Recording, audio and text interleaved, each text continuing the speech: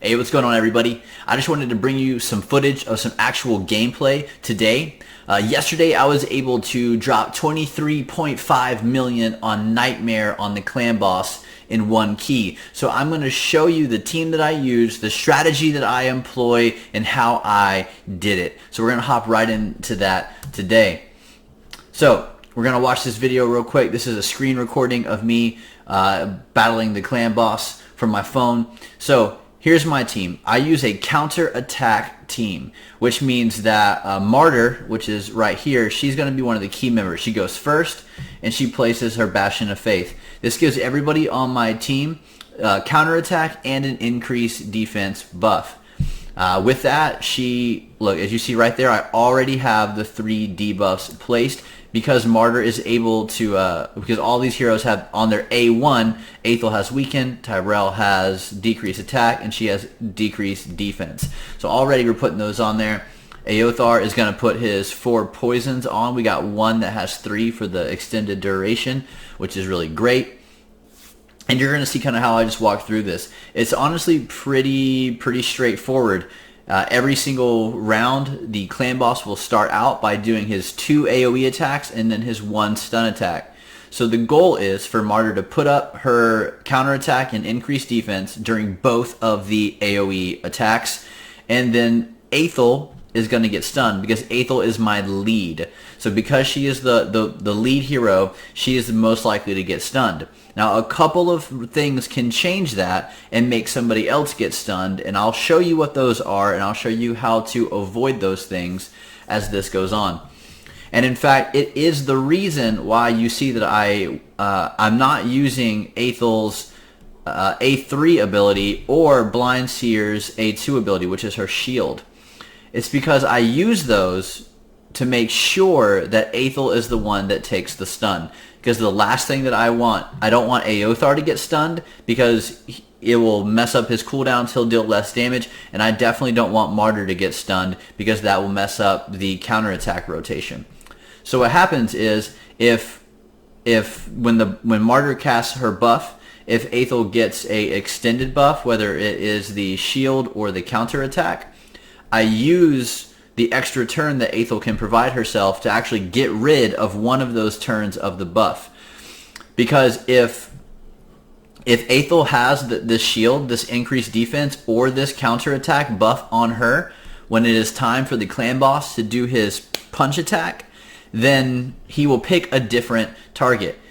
He will not hit somebody who's got counterattack or that increased defense on them unless the whole team does.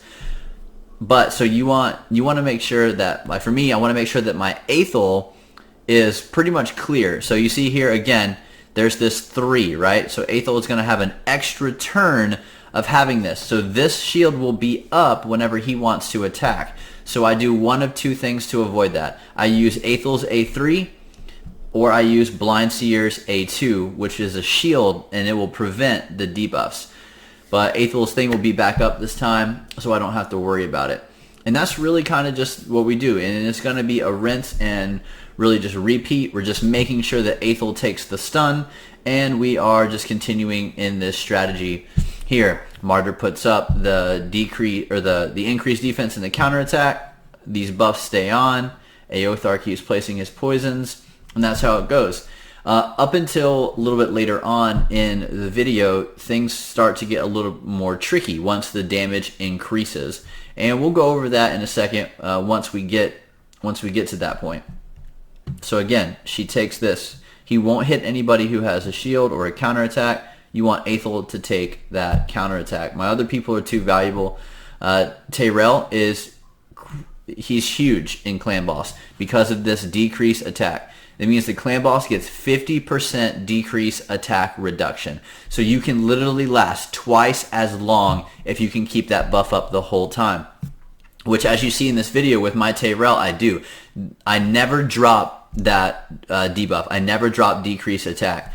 And what's awesome is even if I do drop it, Martyr can also apply it. So I have another opportunity to apply that. What you will see sometimes is this decreased defense might fall off. And it's really cool because if it does, Tyrell's A2 right here is able to place it. So is pretty great, Martyr and Tyrell being on the same team, because if one of them drops a buff, the other one has the other buff that they can kind of compensate for. And you'll see that as it continues. It's a great synergy that seems to be working really well for me. So once this starts to get into the later rounds and it starts to get, the damage starts to increase, then we have to start making some decisions. Once somebody dies, we have to start making a decision on if we're going to res them, and we have to start making decisions on when do we use this shield. Now for Blindseer, her A2 puts up a shield that's proportionate to her HP, that's some percentage of her total HP, and it prevents the stun from working, so it's pretty handy. But my entire team, as you see, has lifesteal gear on. And since my entire team has lifesteal gear, then there's not really a huge reason why I need to place that buff right now. Because I would rather just her get an extra 3 attacks in instead of having to place a buff, which my guys are just healing from anyways. So there's really no point in that. I'm going to fast forward here a little bit in this video. We're just going to try and get a little deeper into this gameplay and really wait for this damage to kind of crank up. Okay, so let's go back just a little bit here.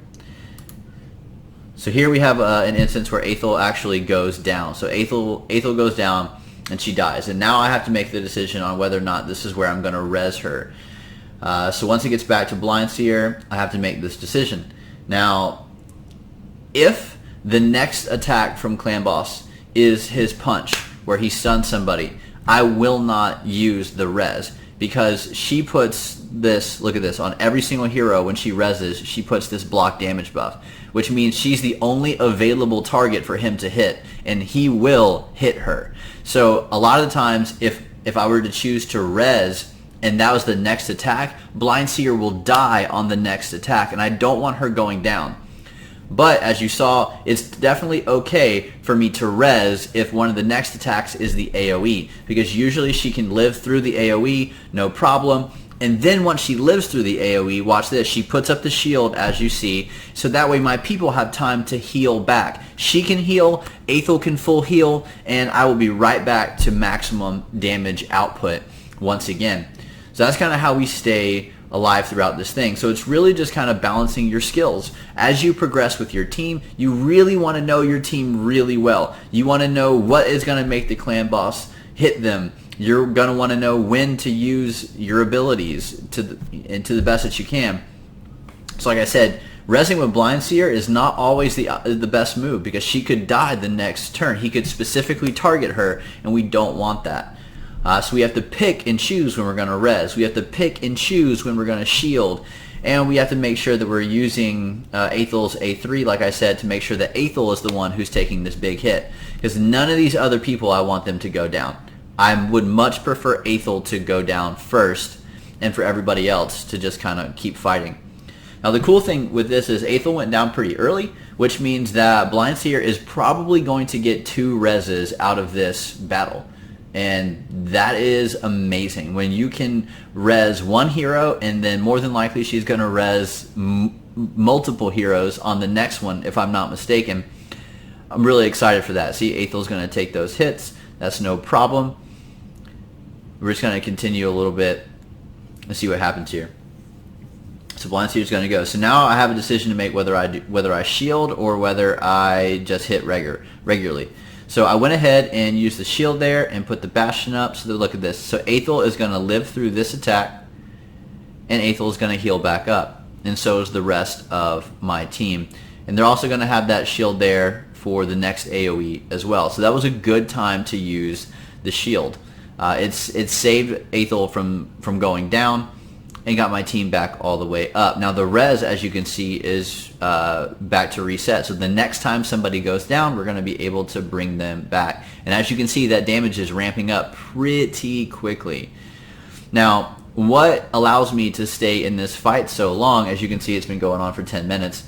Like I said, Tyrell keeps this decrease attack, and Martyr keeps a increase on defense. With those two things combined, I can last well into some later rounds with Clan Boss. So look at that. He's so strong now. Aethel just went down in one hit. He's getting pretty strong. See, but now we have to make a decision. Are we going to res Aethel or are we going to wait? And we're going to wait a little bit here because he's getting so strong that I think the other heroes are going to go down soon. And so we're going to wait probably until we get multiple heroes to be rezzed, which might be a little greedy, but it definitely pays off in this instance. So we're just going to keep waiting real quick and see what happens here. Yeah, we're almost to the end of this video, so this battle is really close to being over. Now it's pretty awesome as well because her shield is about to be back up, which means hopefully what's going to happen, see, Eothar just went down, so the res is about to come. And once that res comes, the shield is going to come next. So again, we're going to be able to do a lot of healing. Here comes the res. Oh, I dropped the shield first. It's been a while since I looked at this footage. Okay, yeah, so we're protecting my people. Now we're going to pop the res. Yeah, I think I did that again because the punch was the next attack, which means that Blind Seer would have just completely died had I rezzed as soon as I could there. So instead, I put the shield, make sure my people lived, and then I res. So that's really just the point I was making at the beginning of the video.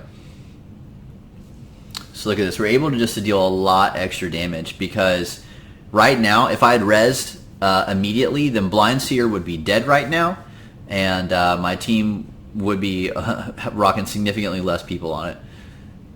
So this is good. This helped us stay in the fight a lot longer. And as you can see, like I said, I never dropped this decreased attack buff off. He has to go straight through my entire team. Doing a lot of damage here. Yeah, so we're just going to keep lasting as long as we can. The counterattack allows for the lifesteal to proc and just continue to heal my team. Put that shield back on. Keep attacking. Now Tyrell is down, which means that now the decrease is going to drop and I can just hit suppression and put it back on. So that's what happens if it ever drops off. So there you have it. There's the clan boss run through. As you can see right here, we got 23.51 million damage dealt.